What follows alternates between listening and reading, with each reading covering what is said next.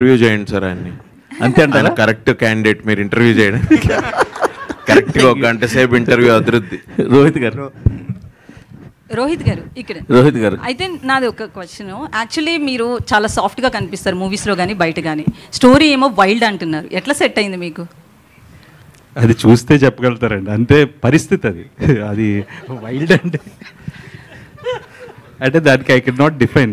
Once you see the film you'll understand what we're all talking about. So టీజర్లో 5 qualities అన్నారు కాబట్టి personal లైఫ్లో కూడా అవే 5 క్వాలిటీసా ఏంటి అసలు? ఇది కామెడీనా లేదంటే? అంటే డెఫినెట్గా ఎవ్రీ వన్ విల్ హ్యావ్ ఒక ప్రీ అజంప్షన్ ఉంటుంది కదండి. సో డెఫినెట్గా హౌ యువర్ లైఫ్ పార్ట్నర్ ఉండాలనేది ఉంటుంది. బట్ ఈడు కొంచెం క్లిష్టంగా ఉన్నాయి అంతే. రోహిత్ గారు అంటే నేను ఒక క్వశ్చన్ అడుగుతున్నా, బట్ ఇది ఎట్లా తీసుకుంటారో నాకు తెలియదు. బట్ ఓపెన్ అయిపోయి చాలా మందికి క్లారిటీ ఇవ్వాల్సిన అవసరం ఉంది. సో నారా రోహిత్ అంటే చంద్రబాబు గారు సీఎంగా ఉన్న టైంలోనే మూవీస్ చేస్తారు, ఇండస్ట్రీలోకి వస్తారు అనే ఒక టాక్ అయితే ఉంది. దీని మీద చాలా వెబ్సైట్స్ అండ్ ఫిల్మ్ జర్నలిస్టుల కామెంట్ కూడా. సో దీనికి మీరు ఒక క్లారిటీ కావాలి. So first I need to thank my producers అండి, సంతోష్, గౌతమ్ అండ్ రాకేష్. 8 నెలల ముందు గవర్నమెంట్ వస్తుందని తెలుసుకున్నందుకు. So I should thank them. Rohit గారు sir, how are you sir. I'm good and మీరు ఎలా ఉన్నారు? Fine sir. సార్ రోహిత్ గారు అంటే కనుక కూల్, ఫన్, ఎమోషన్ ఇట్లా చేసినవన్నీ మీ మంచి హిట్లు. సోలో దగ్గర నుంచి జో వచ్చుతానంత వరకు. మళ్ళీ మీ కంబ్యాక్కి ఎందుకు ఒక పొలిటికల్ దాంతో రావాల్సి వచ్చింది?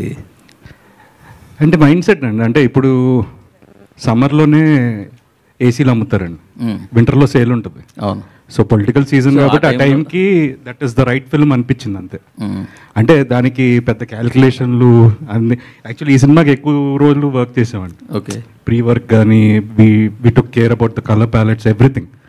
ఆ సినిమాకి ఇంకా ఏంటంటే ఆ సీజన్ కాబట్టి ఆ టైంలో చేయాల్సి వచ్చింది. But unfortunately it didn't work. Me friend, బాగా క్లోజ్ ఫ్రెండ్ శౌర్య, మళ్ళీ మీ కాంబినేషన్లో ఎప్పుడైనా మంచి జో వచ్చుతాను లాంటి సినిమా ఉండబోతుందా? అవసరాలు గారిని అడుగుతానండి, రాస్తారేమో అని సీక్వెల్. అవసరాలు గారిని అడుగుతాను, దానికి సీక్వెల్ ఏమైనా రాస్తారేమో. దానికి కూడా మేము కూడా వెయిటింగ్ అలాంటి సినిమా కోసం. డెఫినెట్గా అండి, శౌర్యతో, విష్ణుతో ఎనీ డే మంచి స్క్రిప్ట్ వస్తే ఖచ్చితంగా చేస్తాను.